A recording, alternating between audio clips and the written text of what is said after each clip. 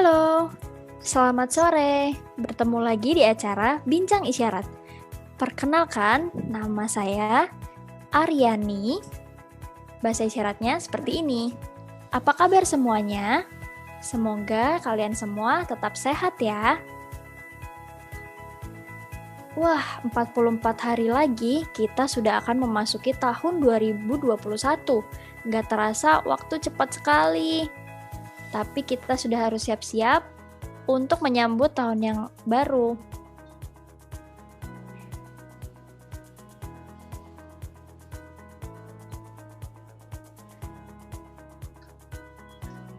Nah, hari ini live Kami Bijak mengangkat tema tentang berani baru.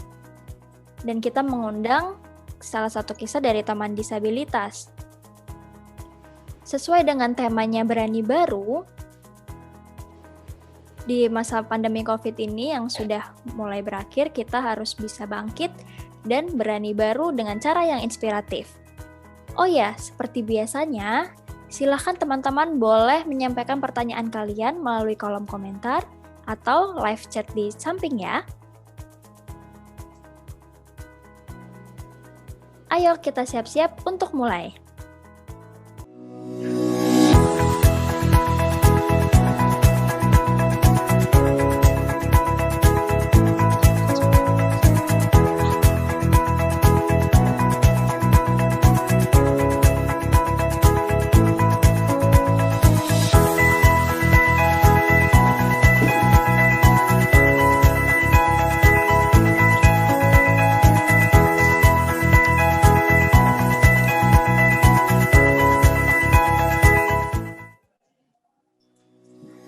Halo.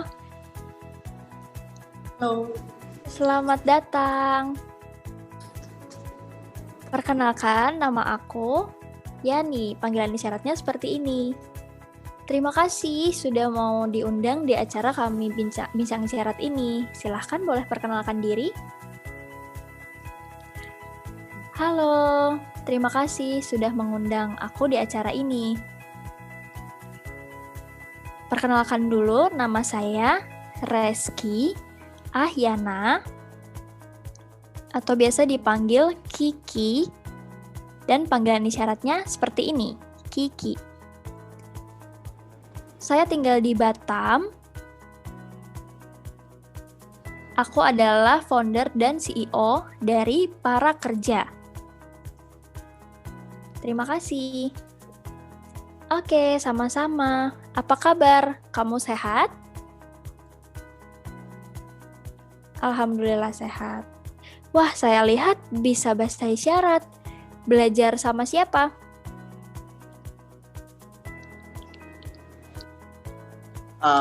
Aku belajar bahasa isyarat itu dari teman-teman tuli di Batam dan Kepulauan Riau. Jadi baru belajar tahun 2018 lalu dan pertama kali menjadi juru bahasa isyarat untuk membantu akses teman-teman tuli di Kepulauan Riau itu sekitaran 2019.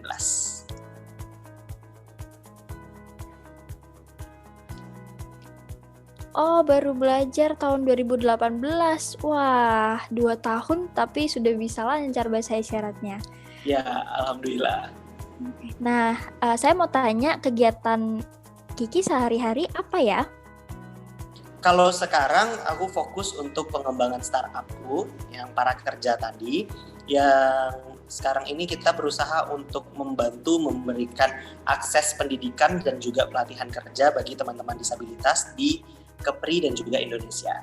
Saat ini kita sudah punya aplikasi di Android dan saat ini sudah ada 15.000 orang yang download aplikasi kita dan juga kita membuat beberapa kelas bahasa isyarat untuk akses teman-teman tuli di dunia kerja.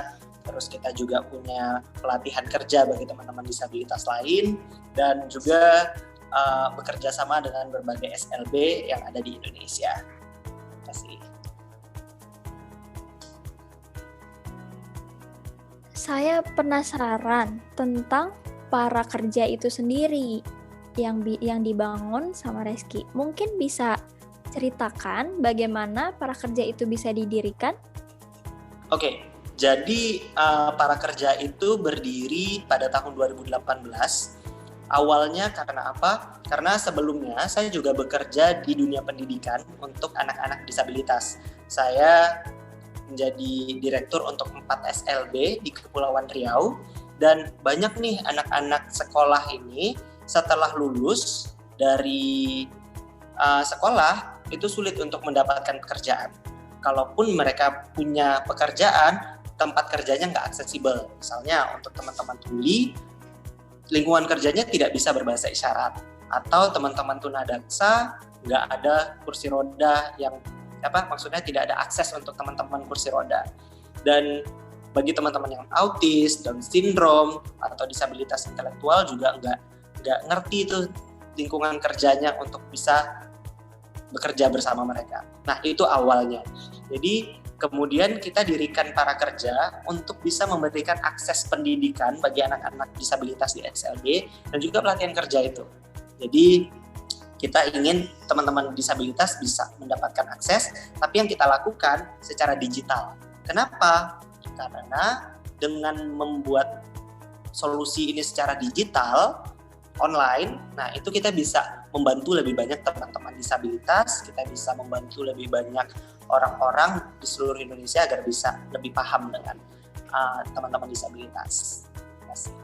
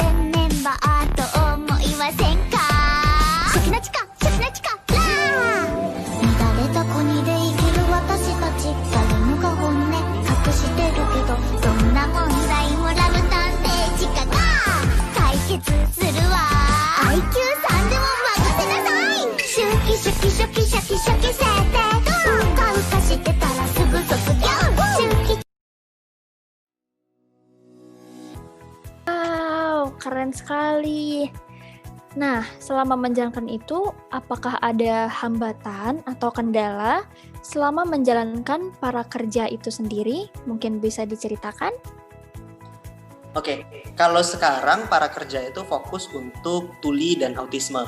Jadi kita memang memberikan akses terutama di dunia kerja agar teman-teman tuli bisa berkomunikasi dengan lingkungan kerjanya menggunakan bahasa isyarat. Nah, kendala terutamanya saat ini adalah memang banyak orang-orang itu belum mengerti tentang bahasa isyarat. dan orang-orang yang bisa bekerja sama dengan kita untuk menyebarluaskan pemahaman tentang bahasa isyarat itu juga masih terbatas. Tapi itulah kenapa para kerja juga bekerja sama dengan komunitas disabilitas, terutama yang tuli seperti Gerkatin. Terus juga kita sering dengan teman-teman tuli untuk kita bisa bekerja sama dalam pelatihan kerja. Nah, karena para kerja juga lahir di Batam, di Kepulauan Riau, kita keterbatasan utamanya dalam hal akses itu adalah tentang juru bahasa isyarat. Juru bahasa isyarat di Kepulauan Riau itu cuma 1 orang, yaitu saya sendiri. Jadi ketika ke Batam, ke Tanjung Pinang, ke Tanjung Balai Karimun, itu ya Kiki, ya saya terus yang untuk membantu itu. Nah, jadi teman-teman disabilitas di Kepulauan Riau ya benar-benar masih sangat terbatas. Nah, jadi kendala yang tantangan yang terutama dihadapi adalah keterbatasan juru bahasa isyarat gitu, dan juga komunitas disabilitas yang bisa membantu kita untuk berkembang itu juga masih perlu untuk dilatih dulu gitu. Tapi sekarang alhamdulillah sudah punya teman-teman komunitas disabilitas dan Gerkatin di Kepulauan Riau juga sudah mulai bisa nih kita ajak untuk bekerja sama dan buat kelas bahasa isyarat. Kita juga bekerja sama dengan berbagai perusahaan, pemerintah, restoran, terus juga instansi pendidikan untuk bisa paham tentang bahasa isyarat dan memberikan akses kepada teman-teman tuli gitu sih. Wah, nah di balik para kerja ini, apakah ada alasan lain yang memotivasi Kak Kiki untuk bisa sukses seperti sekarang? Jadi sebenarnya ketika mau cerita sedikit nih tentang disabilitas, saya sebagai non-disabilitas, apakah punya pengalaman dengan disabilitas? Ya punya, karena memang dunia kerja dengan teman-teman disabilitas itu dari 2014. Dan kalau pertanyaan selanjutnya, apakah Kak Kiki pernah merasakan jadi disabilitas?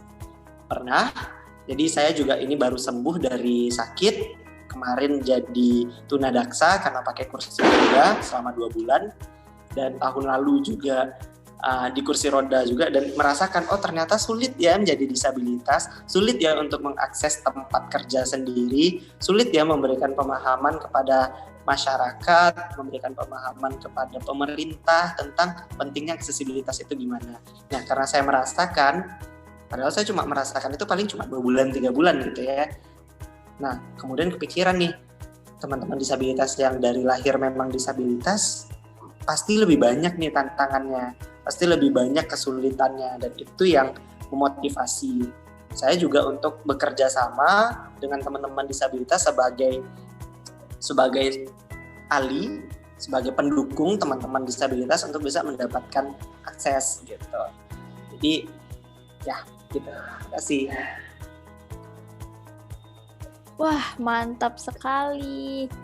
Ternyata Kak Kiki sudah banyak membantu untuk teman-teman disabilitas. Kita akan jeda iklan sebentar dan kita akan lanjut cerita-cerita lagi.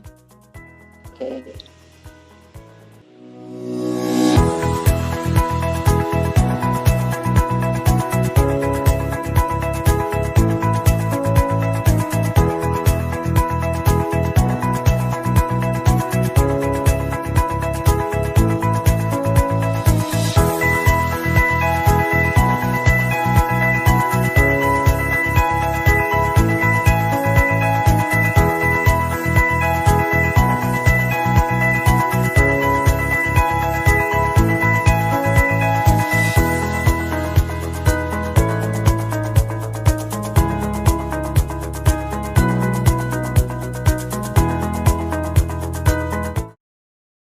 Excuse me, beautiful, I said, aw, shucks. And then he asked, well, hey, wanna grab lunch? Never ever met a guy so fly. Got me hooked like apple pie. I think I'm falling and I don't know why. But I won't fight these butterflies. I'm all about him, and he's all about me. And we don't give a dang about nobody. 'Cause I'm all about him, and he's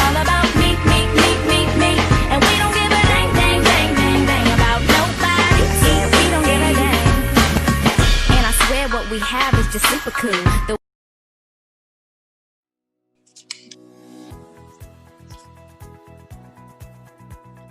Nah, tadi di jeda iklan, kita semua sudah lihat kalau Kak Kiki ini punya banyak pengalaman kuliah, bahkan sampai ke luar negeri. Wah, hebat sekali. Nah, selama kuliah itu Kak Kiki belajar apa aja sih? Boleh diceritakan? Oke, ini pembahasan yang menarik tentang kuliah. Jadi aku kuliahnya kalau untuk S1 itu double degree. Jadi kuliah di 2 tempat sekaligus. Itu yang satu ada di Universitas Internasional Batam, itu untuk jurusan manajemen. Terus juga di Universitas Karimun, itu jurusan pendidikan luar biasa. Jadi memang ketika untuk menjalankan para kerja ini, aku kan juga harus paham tuh bagaimana cara menjalankan bisnis gitu. Cara memanage untuk perusahaan, untuk mengatur perusahaan itu seperti apa. Dan karena memang para kerja concernnya di dunia disabilitas, ya saya juga lulusan pendidikan luar biasa, jadi paham tentang disabilitas gitu. Juga dengan pengalaman kerja di SLB kan. Nah, kalau kuliah yang di luar negeri itu ada civic engagement di Northern Illinois University atau NIU. Itu jurusannya dulu civic engagement. Itu beasiswa dari pemerintah Amerika. Terus juga ada bioethics and global public health, itu tentang kesehatan masyarakat di Arizona. Dan ya dapat beberapa kesempatan juga ke beberapa negara, ke beberapa universitas di beberapa negara juga untuk belajar lebih banyak tentang disabilitas, tentang pendidikan disabilitas, tentang manajemen perusahaan, dan bagaimana cara membuat isu yang sedang kita perjuangkan ini itu bisa dipahami oleh banyak orang gitu loh. Terima kasih. Wow, berarti sudah belajar banyak ya tentang teman-teman disabilitas juga gitu. Gimana perasaannya? Senang? Rasanya senang. Oke. Oh ya, selama Kak Kiki belajar di luar negeri itu, adakah akses disabilitas di sana yang mungkin bisa kita ambil dan kita terapkan di Indonesia ini? Mungkin boleh diceritakan. Oke, kalau dulu waktu saya kuliah di Amerika, itu memang kesempatan untuk teman-teman disabilitas itu setara dengan orang-orang yang non-disabilitas. Jadi contohnya waktu itu saya punya dosen yang dia adalah autisme. Jadi dia penyandang autisme tapi jadi dosen di kampus. Terus juga untuk aksesibilitas, misalnya untuk naik tangga, itu memang ada elevator sendiri untuk kursi roda. Jadi memang memberikan akses kepada teman-teman yang pengguna kursi roda, dan ada juga beberapa teman saya waktu itu yang menggunakan kursi roda dan bisa mengikuti perkuliahan dengan baik. Next juga kalau untuk yang teman-teman tuli, itu memang waktu di kampus saya tidak begitu kelihatan, karena tidak banyak sepertinya dan saya nggak punya teman tuli, tapi akses untuk di kampus kalau untuk tuli itu ada. Jadi kampus memang menyediakan juga untuk juru bahasa isyarat seperti itu. Dan juga video-video seperti pembelajaran itu walaupun kita non disabilitas juga beberapa video pembelajaran itu diberikan ada teksnya, jadi semua orang bisa memahami gitu. Pasti.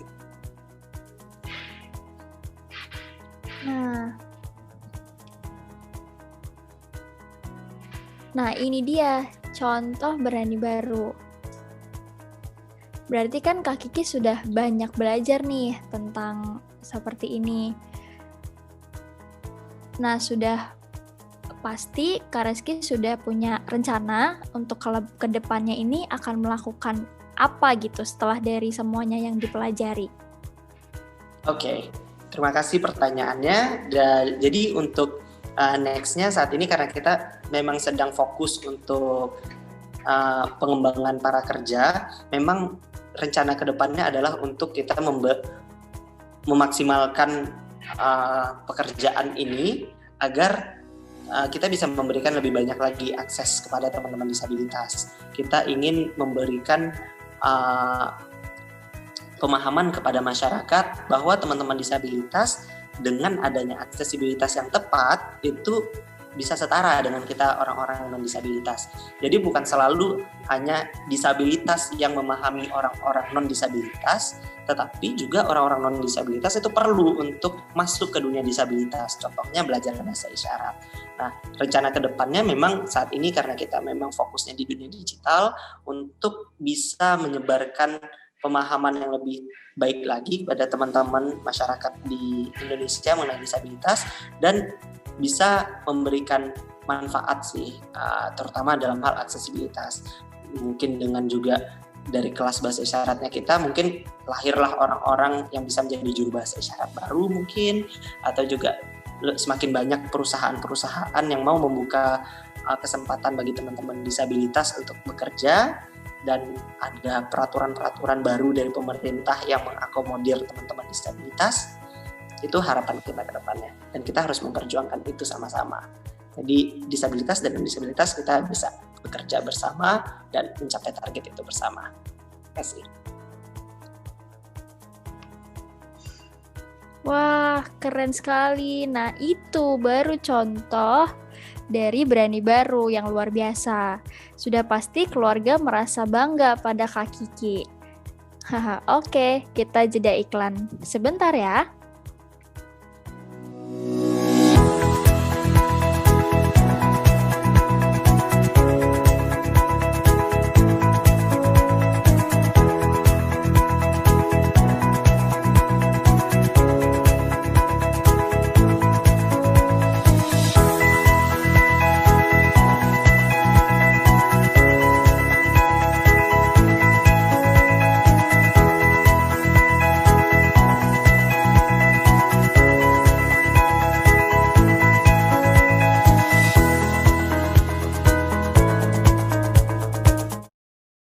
Hari ke-44 untuk fisioterapi.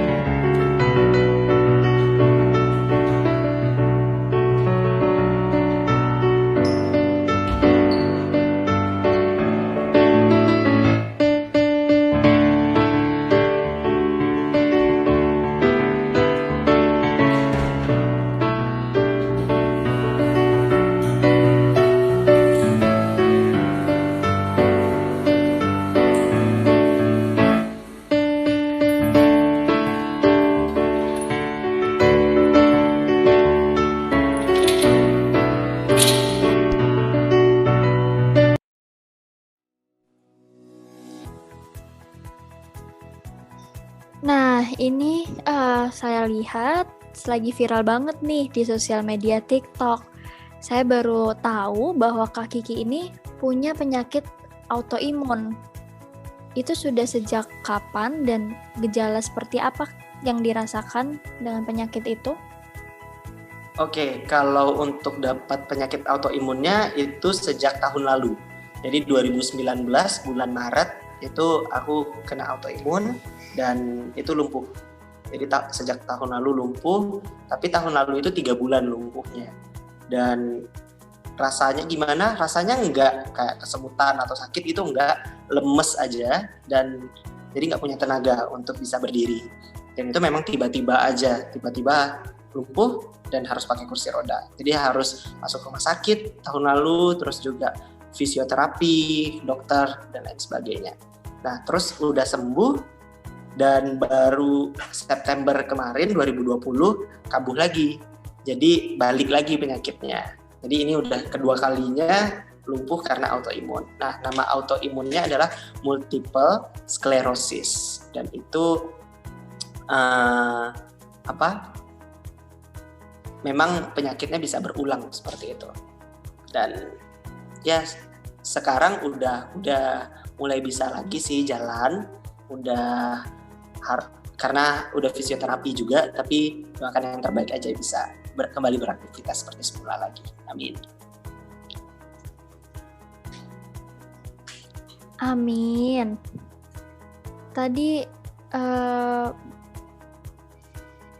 selama lumpuh itu butuh waktu berapa lama untuk bisa jalan lagi? Oke, jadi kalau tahun lalu itu aku bisa jalan lagi setelah 3 bulan. Tapi kalau tahun ini lebih cepat sih, alhamdulillah lebih cepat, dalam 2 bulan udah bisa jalan lagi. Jadi sekarang udah bisa jalan lagi, untuk naik tangga bisa, turun tangga bisa, jalan mundur bisa, lompat belum begitu bisa. Untuk lompat belum begitu bisa, lari belum begitu bisa, naik motor, naik mobil juga belum begitu bisa. Tapi untuk kegiatan, untuk jalan sudah bisa. Gitu.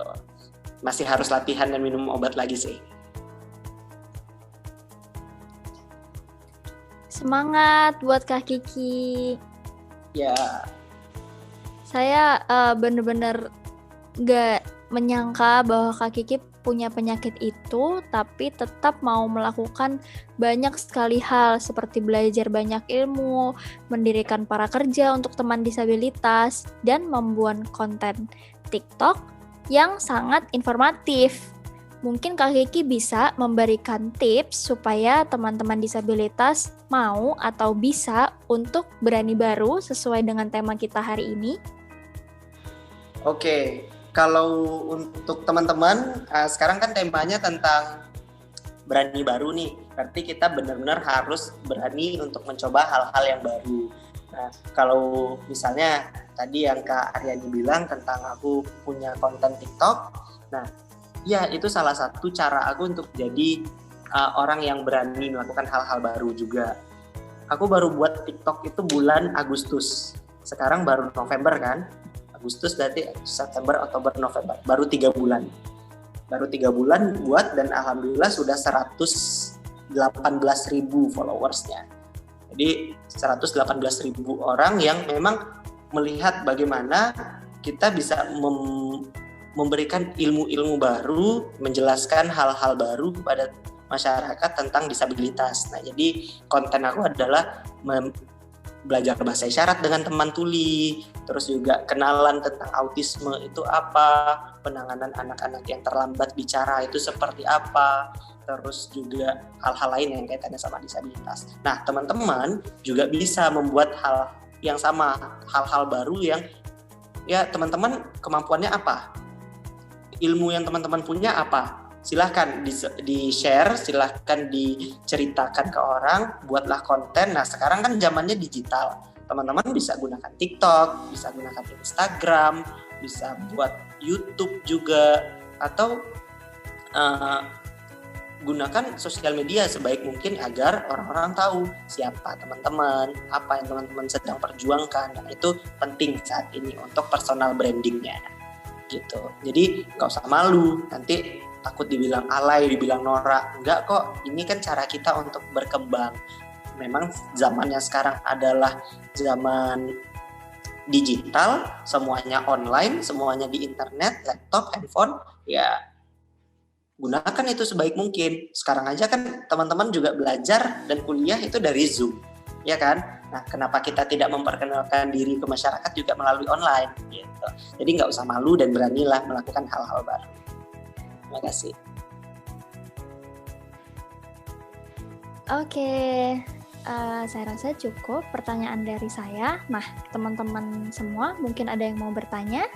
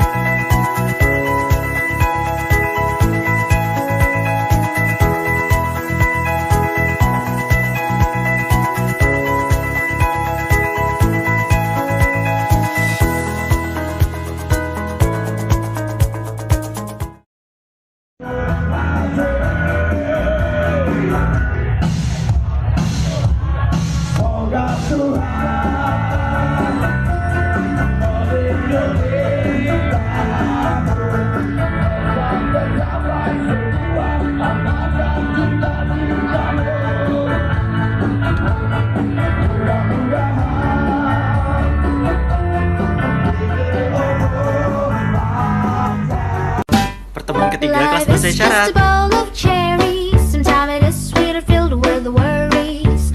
Don't be afraid when things go wrong. Just be strong.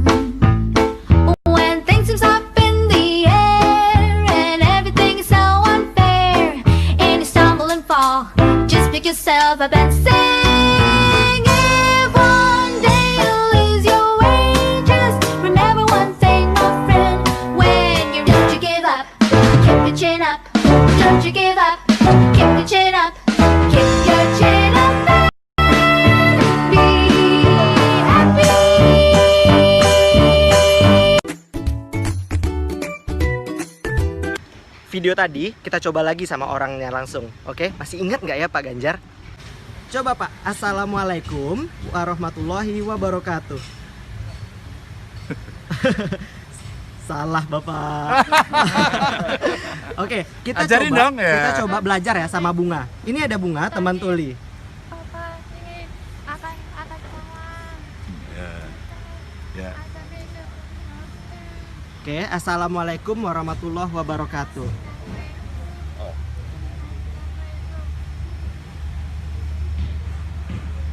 Oke, kita ulang ya. Tadi assalamualaikumnya gimana? Gimana? Coba diulang lagi. Ya, ikut. Assalamualaikum warahmatullahi wabarakatuh. Oke. Ya.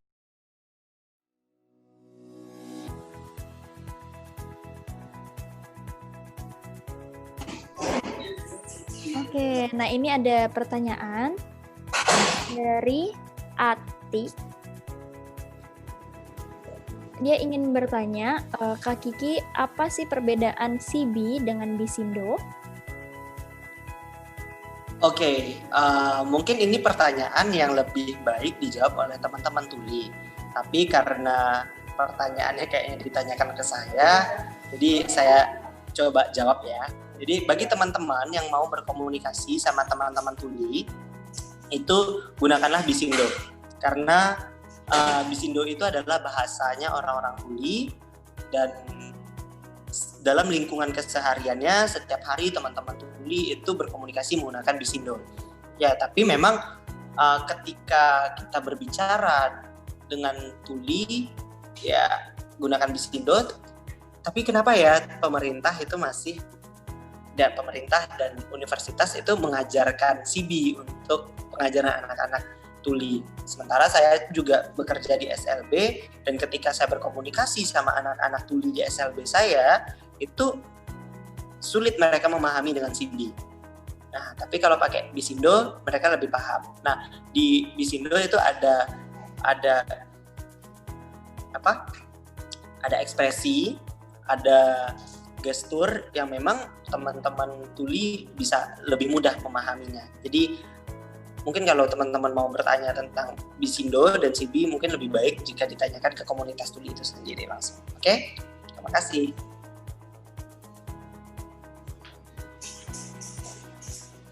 Oke, nah ini ada lagi pertanyaan kedua dari Ben. Pertanyaannya adalah, nah Kakak, bagaimana sih cara untuk memotivasi diri supaya mau untuk punya semangat belajar seperti Kak Kiki? Oke, kalau untuk belajar itu sebenarnya bagaimana cara kita membuat proses belajar itu menjadi nyaman. Nah, kalau aku memang suka belajar dan aku berusaha untuk membuat proses belajar itu menjadi nyaman. Contohnya, banyak tuh yang nanya, Ki, kuliah terus, belajar terus, nggak capek gitu. Iya, capek. Tapi ketika proses belajar itu nyaman dan memang seru dan memang membuat kita senang untuk belajar, tentu kita akan menikmati proses belajar itu. Nah, gimana caranya? Nah, kamu harus memahami dulu tipe kamu itu untuk belajar itu seperti apa. Ada orang yang lebih nyaman belajar ketika visual menggunakan video. Ada orang lebih suka nyaman belajarnya dari buku. Ada yang lebih suka ketika diajari, ada yang mendampingi, misalnya diajarin sama guru atau dosen gitu. Atau ada yang lebih senang belajar di malam hari gitu kan. Nah, itu beda-beda. Jadi teman-teman harus pahami dulu tipe teman-teman untuk belajar itu seperti apa. Nah, buatlah proses belajar itu menyenangkan. Kalau misalnya suka nonton video, carilah video-video yang menarik. Udah banyak kok sekarang di YouTube pun juga ada banyak. Nah, kalau misalnya aku contohin proses aku belajar bahasa isyarat gitu ya. Aku belajar bahasa isyarat itu sama teman-teman tuli. Apakah aku belajarnya dengan cara kelas? Ya, kalau aku tidak begitu nyaman dengan proses belajar di kelas sebenarnya. Tapi cara aku membuat proses belajar itu menyenangkan, ya aku ajak teman-teman tuli untuk nongkrong bareng, main bareng, jalan-jalan, makan bareng gitu. Jadi sambil ngobrol sama teman-teman tuli, itu proses belajar. Nah, itu kan membuat aku nyaman. Ketika aku nyaman belajarnya, aku juga akan terus untuk belajar. Kalau di kampus gimana? Aku tipikal yang suka baca buku. Aku lebih senang baca buku sendiri dan memahami pembelajaran itu sendiri gitu loh. Tapi kan ada orang yang lebih suka diajarin, butuh pendampingan, nah beda-beda. Jadi cara pertama adalah kamu pahami dulu diri kamu, cara belajarnya kayak gimana. Nah, ketika udah paham, nanti akan punya semangat sendiri kok untuk belajar. Oke? Terima kasih. Oke, terima kasih. Untuk Ben bisa diterima ya jawabannya. Nah, ini ada pertanyaan lain dari Atik lagi bertanya, Kak Kiki, ada nggak sih rekomendasi buku untuk belajar bahasa isyarat? Kalau ada, bukunya apa dan seperti apa? Oke, aku mau kasih tahu nih, saat ini para kerja kita sedang buka kelas bahasa isyarat. Kita sedang buka dan teman-teman bisa lihat informasinya di Instagram @parakerja. Nah, kita akan mulai kelasnya itu di hari Minggu tanggal 22 November nanti yang dilakukan via Zoom. Jadi online, kita lakukan setiap hari Minggu jam 10 sampai jam 12. Dan kelas itu diajar oleh teman-teman tuli langsung dari Gerkatin Kepulauan Riau. Dan kita bekerja sama dengan para kerja. Jadi lebih baik kalau teman-teman memahami proses belajar bahasa isyarat itu ya dari teman-teman tuli langsung yang secara interaktif. Nah, terus juga saya mau ngasih tahu kalau aplikasi para kerja di Android itu juga kamu bisa belajar bahasa isyarat di situ. Dan kita proses belajarnya menggunakan video, media video, yang videonya juga sudah interaktif, yang bagus, dan teman-teman bisa download aplikasinya namanya Para Kerja. Oke? Nah, terus ya jika teman-teman ingin tahu informasi lebih lanjut mengenai kelas bahasa isyarat yang Para Kerja lakukan, lihat aja informasinya di Instagram @parakerja ya. Oke, terima kasih. Oke.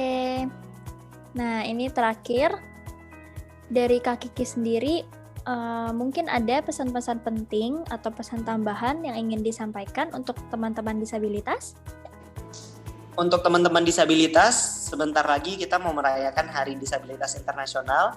Nah, berarti kita punya waktu nih nanti bulan Desember untuk harinya teman-teman disabilitas.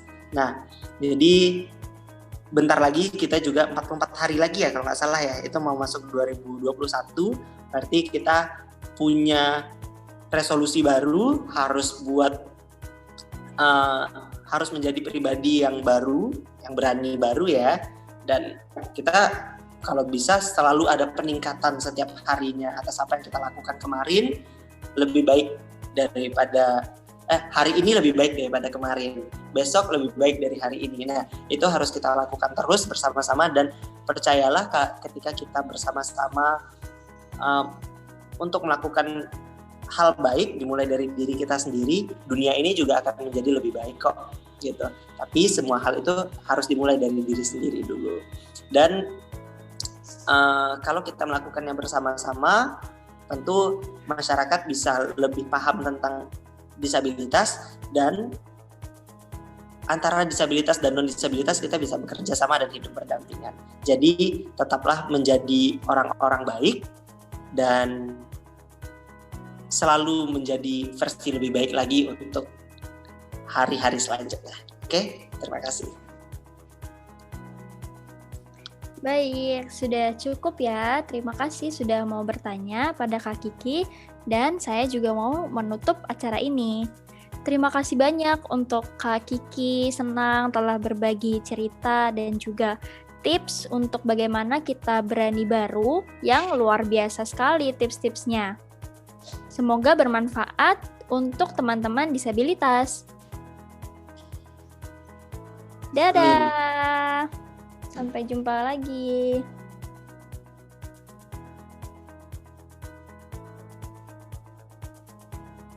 Nah, teman-teman semua, bagaimana tadi? Keren kan? Walaupun Kak Kiki ini sudah pintar, tapi dia tetap mau belajar dan aktif untuk melakukan banyak hal untuk membantu sesama manusia. Nah, kalian harus ingat pesan yang disampaikan oleh Kak Kiki tadi. Ayo kita semangat, kalian pasti bisa untuk berani baru. Cuma tinggal tunjukkan dengan pede. Sekian ya, terima kasih untuk teman-teman yang sudah menonton. Sampai jumpa lagi. Dah.